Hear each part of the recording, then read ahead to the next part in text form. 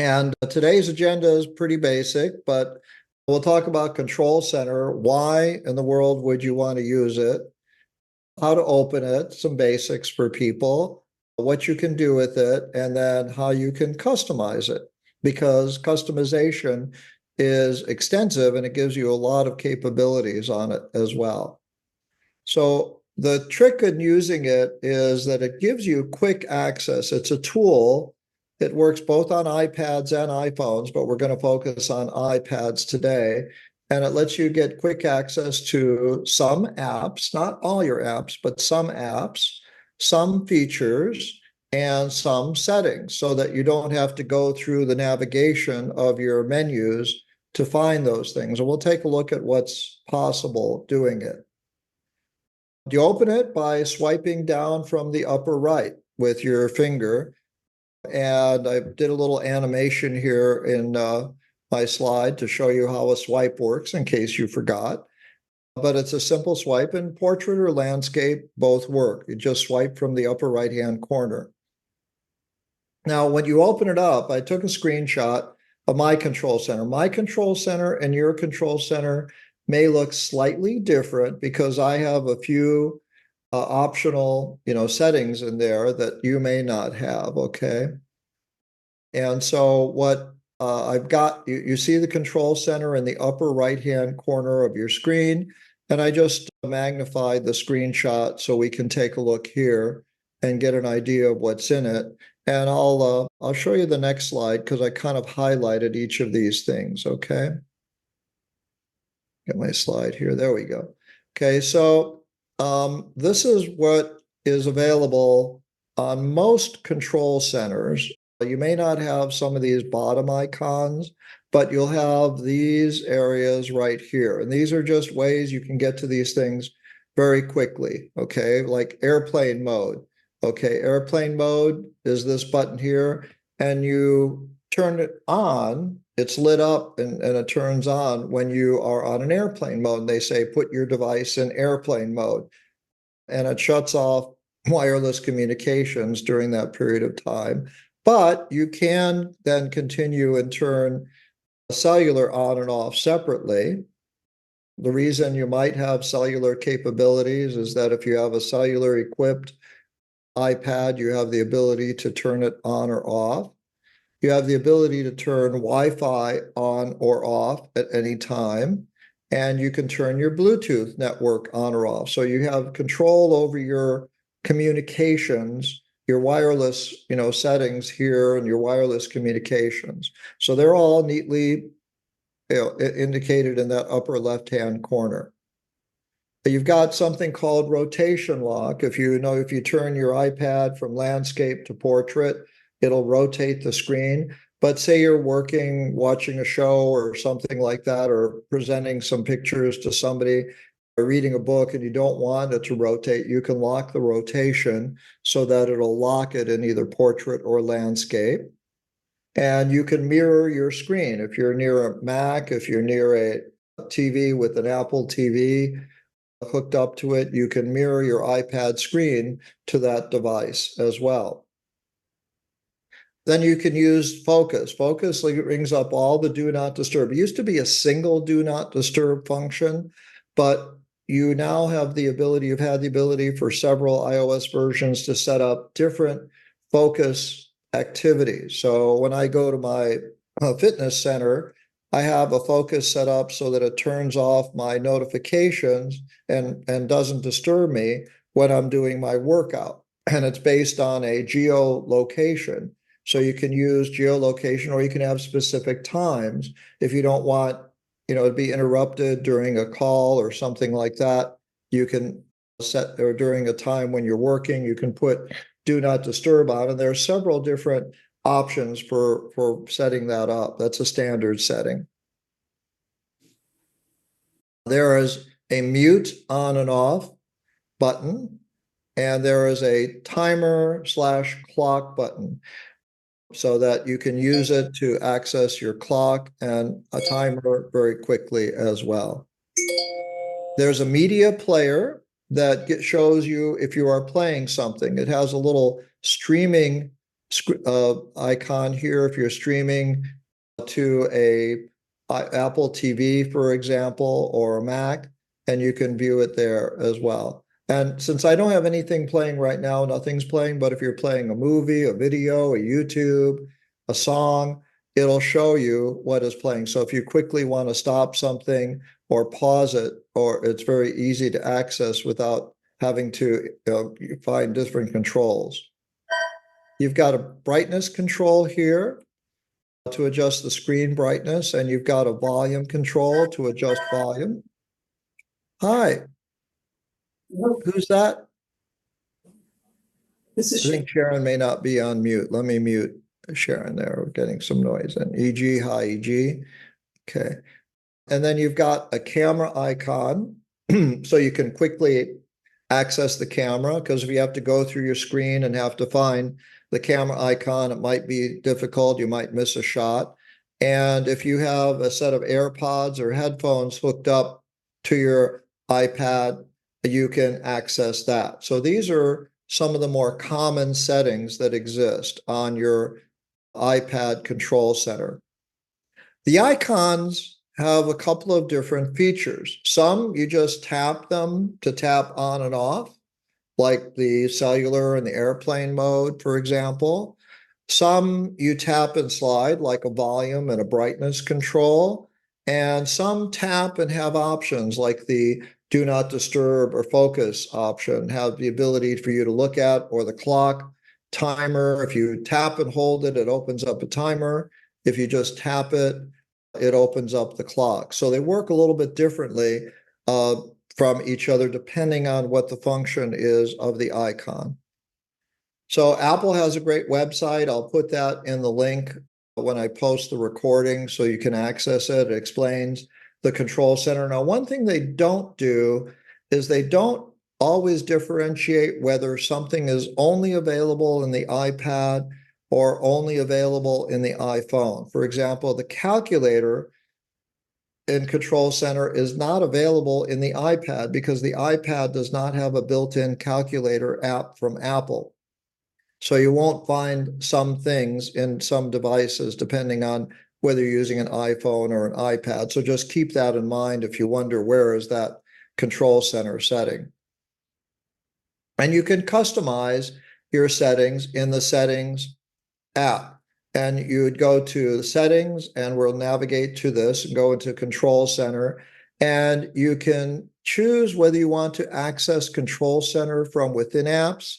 So if you're looking at an app and you want to swipe down, you can access it when you're using an app. And when you disable it, you have to go to the home screen. So I prefer just to leave it set up at the default setting, which is easy to access.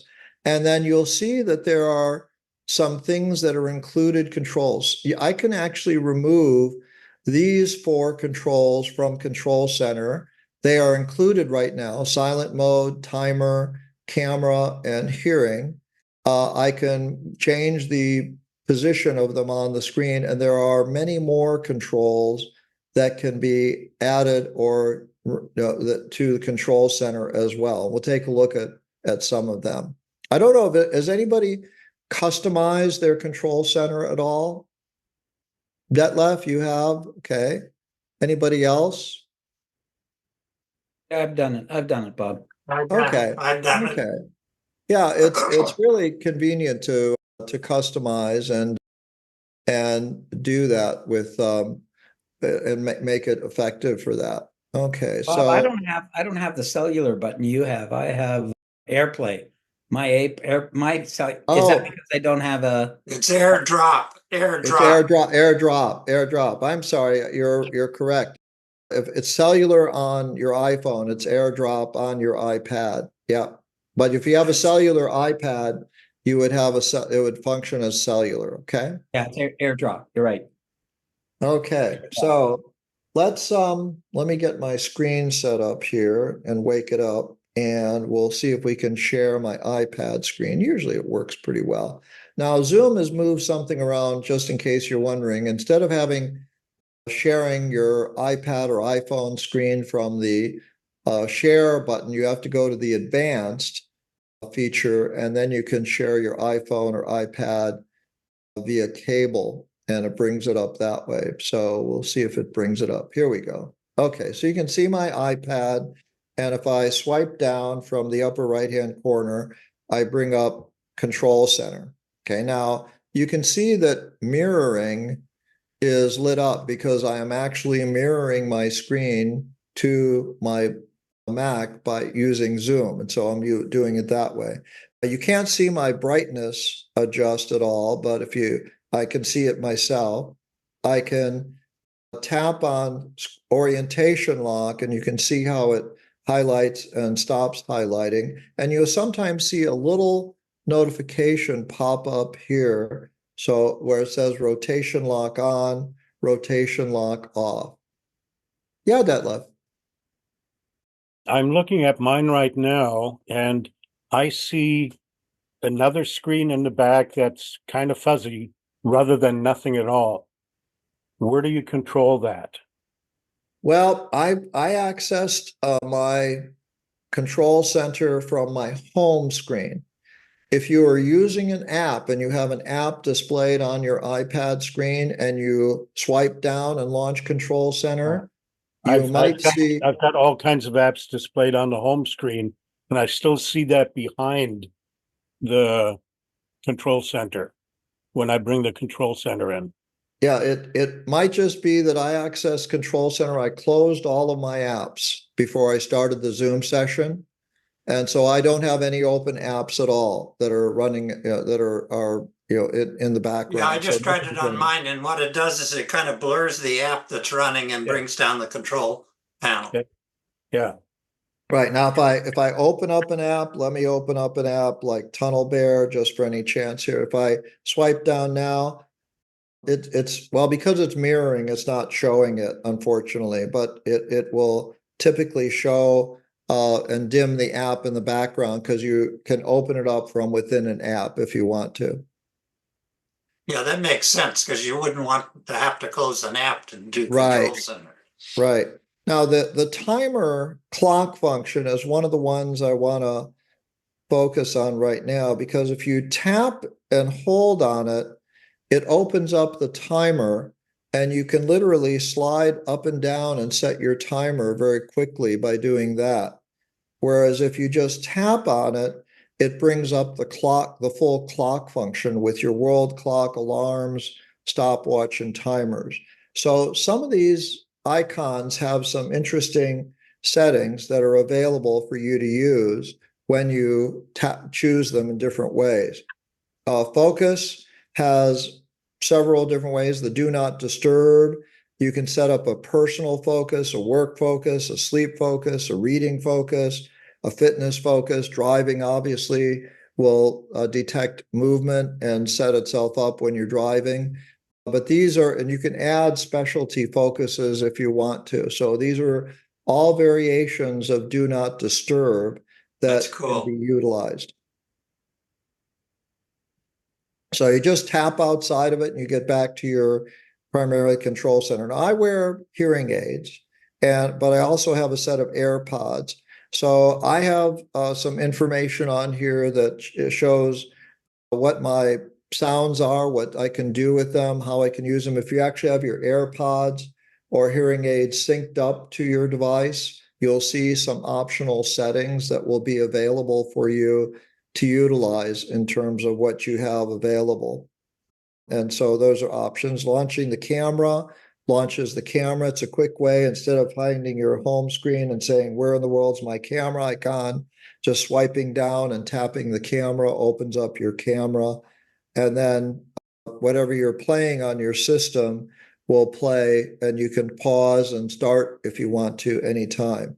Now, this is what's my control center. Your control center might look a little bit different depending on what kind of a model of iPad you have. But if we go into settings and we go into control center on our iPad, we can see these different options. So I have silent mode included in my controls here. Okay, let me bring up a little annotation button here.